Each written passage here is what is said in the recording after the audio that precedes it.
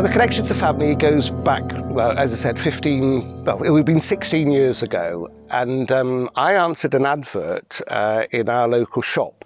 And in it was a place looking for homes for kittens. Well, at the time, we were looking for a kitten. I had young children then. So I took the address down and I ended up down at the farm, where I met Mr. Peter Nosworthy himself. I had met him before, but we knew who we were, but we didn't actually know each other. Anyhow, I ended up with a kitten. Well, actually, I ended up with 2 kittens, which I'm not quite sure even how that happened.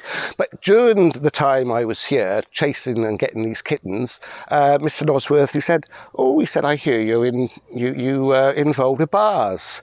And very foolishly, I said yes. I was born into it, I guess.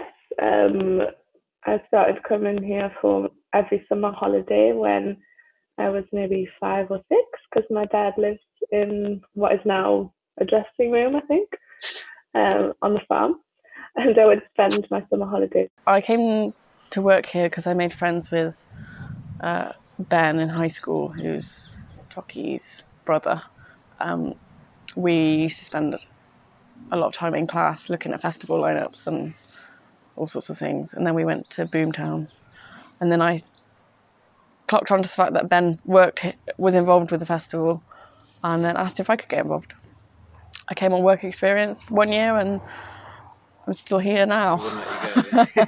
That's right, because I was like, I got all the equipment, didn't I? And we set up and we just played. Yeah. Kind of... Probably why it kept going for a couple of years was just so as my old man could show off in front of some of his friends.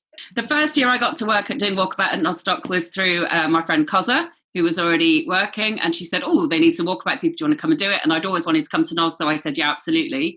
So I got in then and I worked for however many years, 5 years doing Walkabout, and then somebody asked if I would come and do some character stuff at the crew party. And then I had a telephone conversation with you, Robert, and my life changed from that moment. Friends of yours, friends of the Nozstock, Nosworthy family have moved down to Swansea. Met us and made friendships down here, and then the knock-on effect for that was initially on that first year just popping up for to come and enjoy a pint and go camping for the weekends. But I think that first year that I came up with my scaff spanner, now immortalised in gold, I really enjoyed it. It ticked all the boxes for me as far as keeping yourself busy, busying yourself and finding things to do, because there was always something to do. I think the year after I started going to festivals, I thought, I don't just want to go to these, I want to help make them. So some point in 2013, I started looking out for job adverts, and maybe on Arts Jobs, maybe somewhere else, saw the advert for the Nozstock assistant role, and then had an interview over Skype.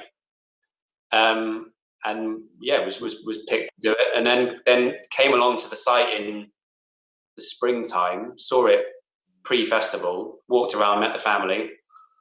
Well, I guess I knew Noz before I went to Canada. He used to come around as a young lad when we lived in the square in Bromyard, and I always say that the festival, the people who work on the festival, nobody else would have us. But we all get on well together and we create an amazing thing. And yes, it's, as I said, it's given me life.